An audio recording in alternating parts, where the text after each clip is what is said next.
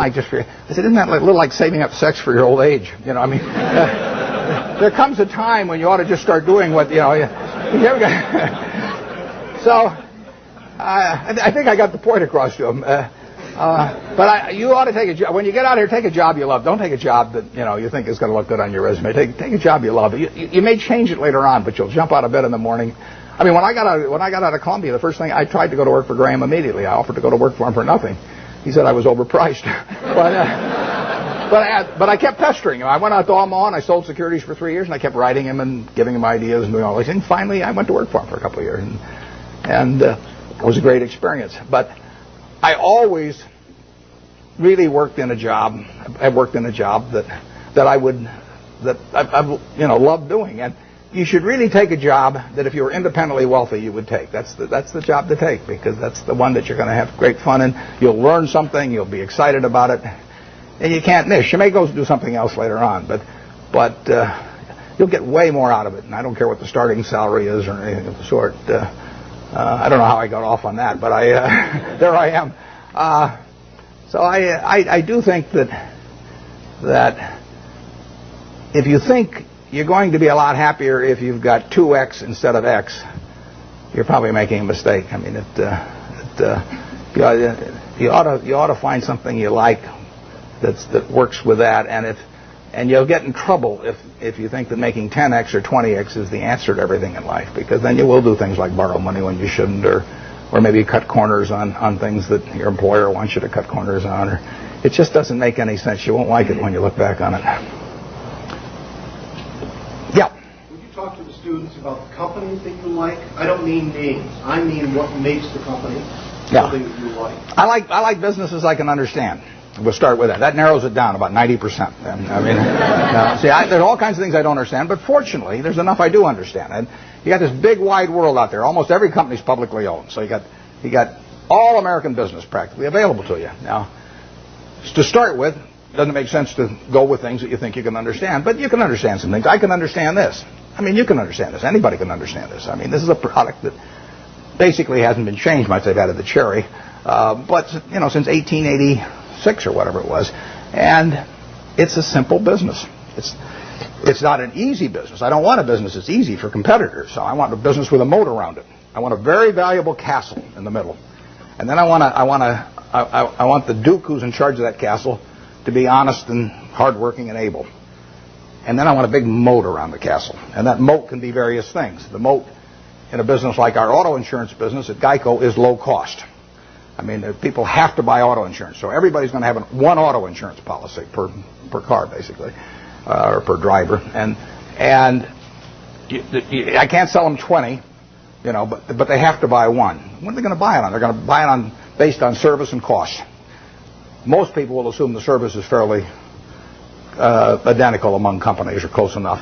So they're going to do it on cost. So I got to be the low-cost producer. That's my moat. To the extent my costs get further lower than the other guy, I've thrown a couple of sharks into the moat. But all the time, if you've got a wonderful castle, there are people out there who are going to try and attack it and take it away from you.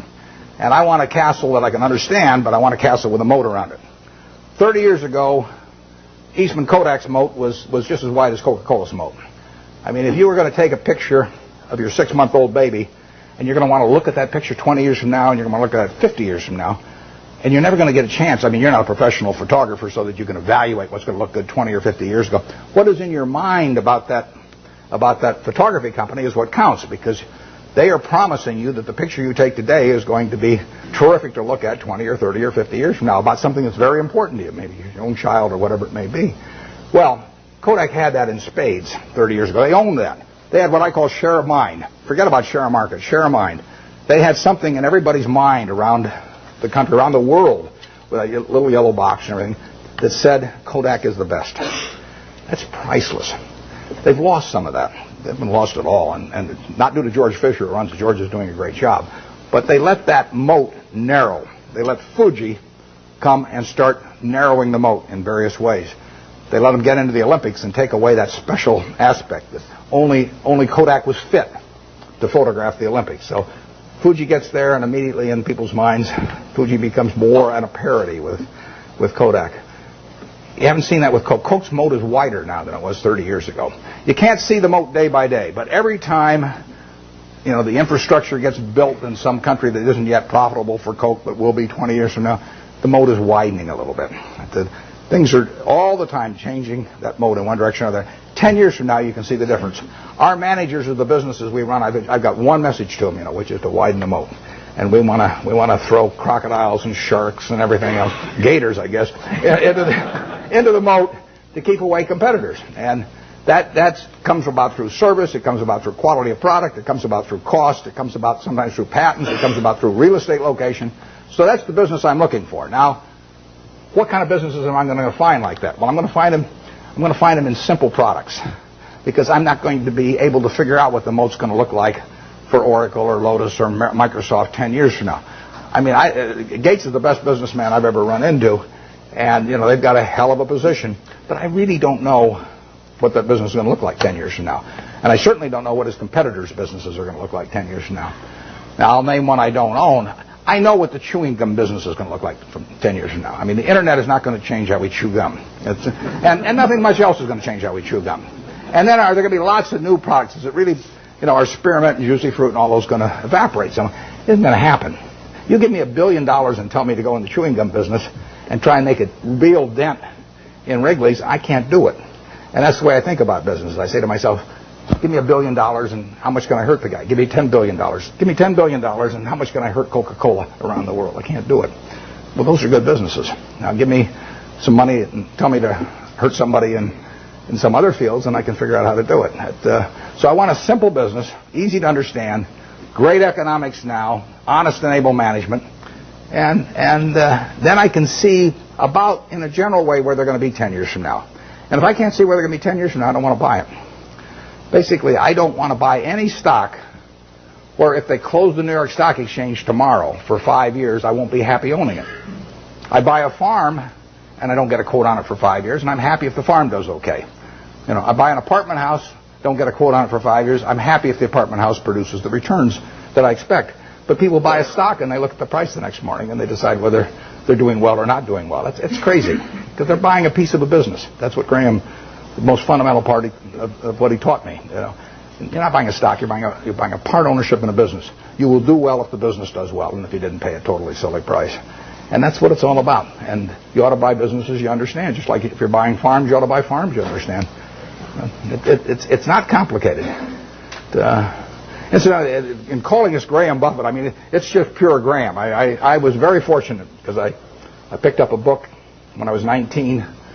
I got interest in stocks when I was about 6 or 7, and I bought my first stock when I was 11, but I was playing around with all this stuff. I had charts and volume, and I'm making all kinds of technical calculations and everything. And then I picked up a little book, and it just said that you're not buying some little ticker symbol that bounces around every day. You're buying a part of a business. And as soon as I started thinking about it that way, everything else followed. Very simple.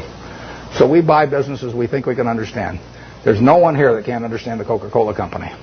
I would say there's no one here that can understand some new internet company. And I said at the annual meeting this year that if I were teaching a class in business school, on the final exam, I would pass out the information on an internet company and ask each student to value it. And anybody that gave me an answer, I'd flunk. I don't know how to do it. But people do it every day. I mean, it's more exciting. I mean, if you look at it like going to the races or something, that's a different thing. But if you're investing, I mean, investing is putting out money to be sure of getting more money back later, at an appropriate rate. And to do that, you have to understand what you're doing it in. I mean, you have to understand the business. And you can understand some businesses, but not all businesses. Yep.